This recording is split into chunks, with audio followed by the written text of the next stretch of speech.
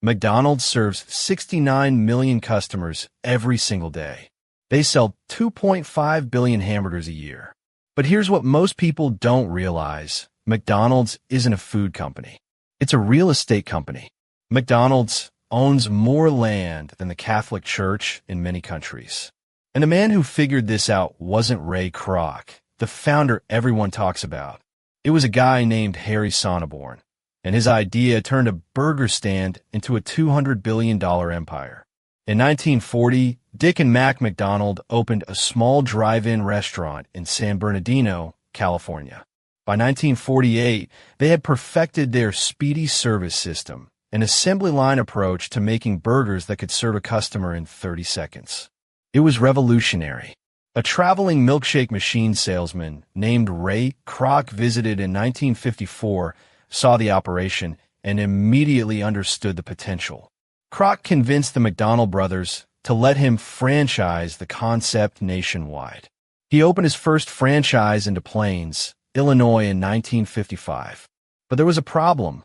Kroc was losing money.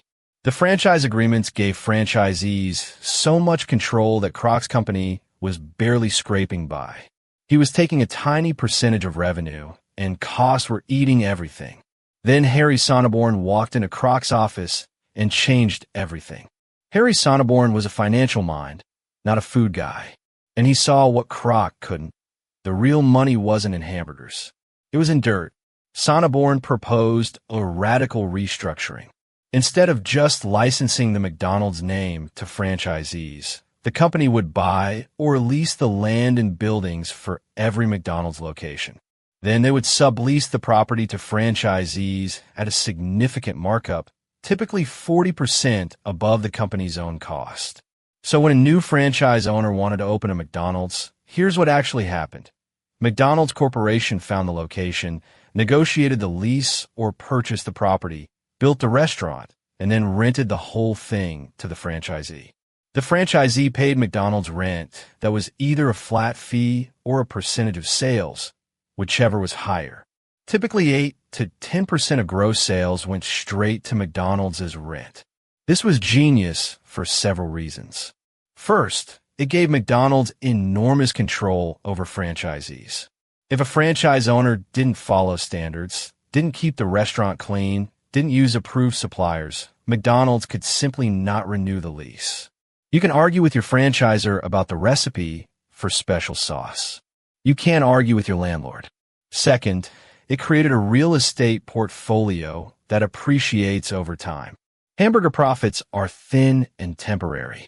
Land values compound. McDonald's would buy a property at a strip mall in suburban nowhere, build a restaurant, and 10 years later that strip mall is in the middle of a booming commercial district.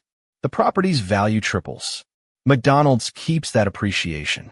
Today, McDonald's owns approximately $40 billion in real estate worldwide. The company either owns or holds long-term leases on about 55% of its restaurant locations, roughly 24,000 properties. In many of the world's most expensive real estate markets, Manhattan, Tokyo, London, Paris, McDonald's is one of the largest commercial landowners. Harry Sonneborn himself once told a group of investors, "We are not technically in the food business. We are in the real estate business. The only reason we sell 15-cent hamburgers is because they're the greatest producer of revenue from which our tenants can pay us rent." Let that sink in. The burgers are just a vehicle for rent collection. Now look at McDonald's revenue structure. Of the company's $25 billion in annual revenue, about 60%, $15 billion, comes from franchised restaurant rent and fees. Only 40% comes from company-operated restaurants. And the margins on franchise revenue are extraordinary.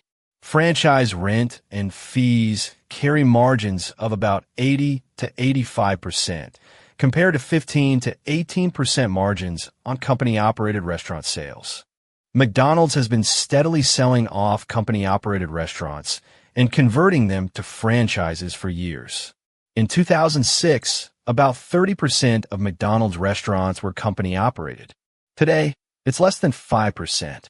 They're literally getting out of the burger business and deeper into the landlord business. But the model goes even deeper. McDonald's also controls supply chains. In most countries, McDonald's doesn't sell food directly to franchisees, but it designates approved suppliers who have exclusive agreements. Companies like Keystone Foods, Cargill, and Lopez Foods supply beef, chicken, and other products through a system McDonald's controls. This gives the company leverage to negotiate lower prices across the entire system, which keeps franchise profitability high, which keeps rent payments flowing. And then there's the real estate play that most people overlook, drive-thrus. McDonald's invested heavily in drive-thru infrastructure decades before anyone else took it seriously. Today, roughly 70% of McDonald's revenue comes through the drive-thru window. During COVID, when dining rooms closed, McDonald's drive-thru heavy format proved nearly pandemic-proof. Revenue barely dipped, while sit-down restaurants were devastated. The drive-thru also makes McDonald's properties uniquely valuable. A commercial property with a functioning drive-thru lane is worth significantly more than one without. There are strict zoning regulations in most cities that limit new drive-thru construction. McDonald's properties with existing drive-thru rights are, in many cases, irreplaceable. One more layer. McDonald's invests in its own technology to extract more revenue from the same locations.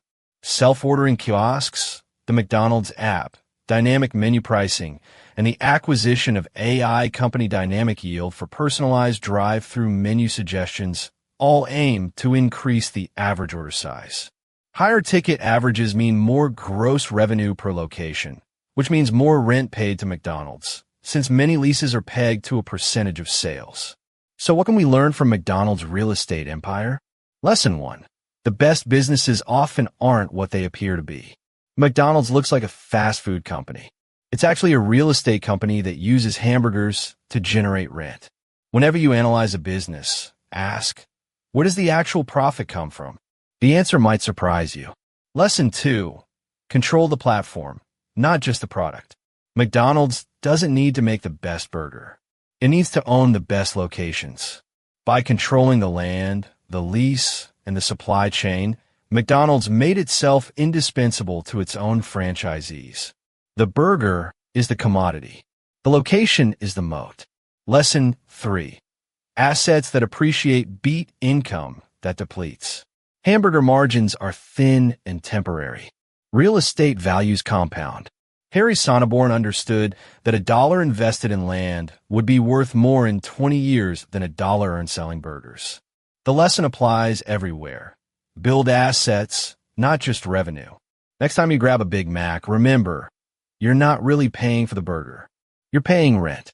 McDonald's just figured out a way to make 69 million people a day do it happily. If you want more breakdowns like this, the real stories behind how companies make money, subscribe.